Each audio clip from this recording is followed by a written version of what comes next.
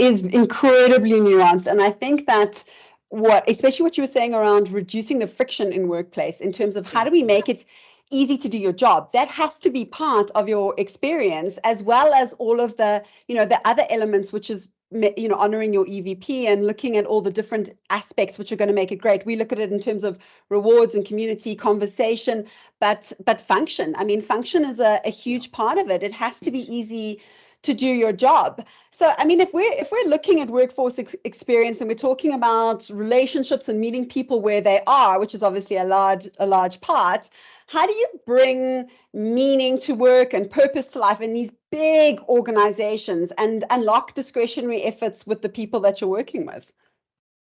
Wow. Well, look, I think for any successful organization, it's got to start with exactly that. How do you unlock discretionary efforts? So I think a couple of things. I think in the context of the world that our workforce experiences, I would say probably the first way to create meaning is really about ensuring that an employee comes to work and feels seen. Right?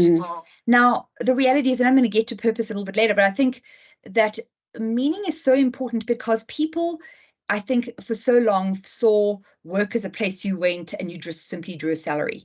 And that was fine in the day where, in effect, manual work and a lot of sort of menial activity was happening. Certainly, I think with the influence of digitization, robotics, artificial intelligence, we have really eliminated a lot of the what I would call lower order activity, and therefore we require people to really engage in the work that they're doing. They're not simply packing boxes; they are thinking, conceptualizing, dreaming about the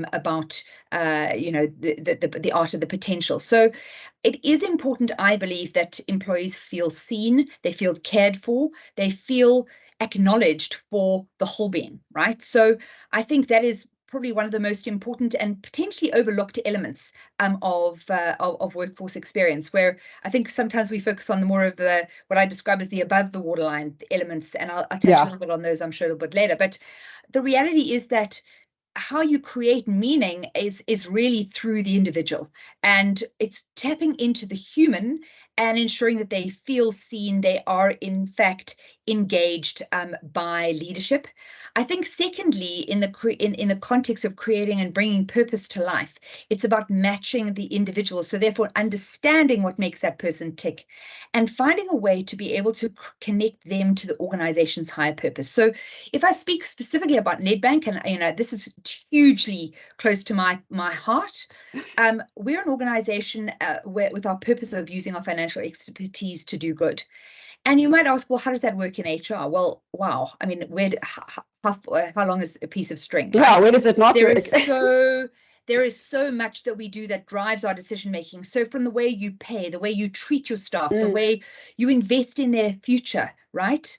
The way you play a role in contributing to the society in which you operate, creating and playing a meaningful role in eliminating unemployment, are all elements that certainly are major focuses in my role.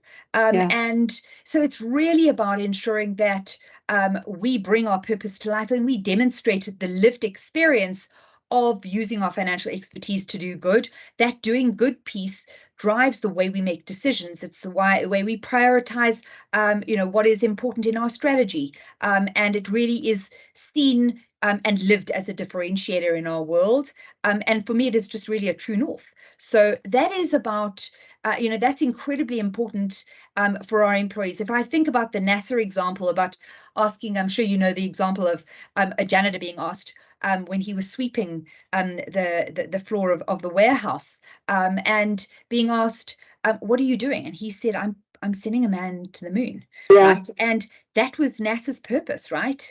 And every single employee's got to line up behind that. So the reality is about, I believe, using the line leader to tap into and engage employees first and foremost, so they feel that they can be their whole selves, and then allowing them to really engage with what does the organization stand for. And it's about marrying the two that I think is really where the magic happens.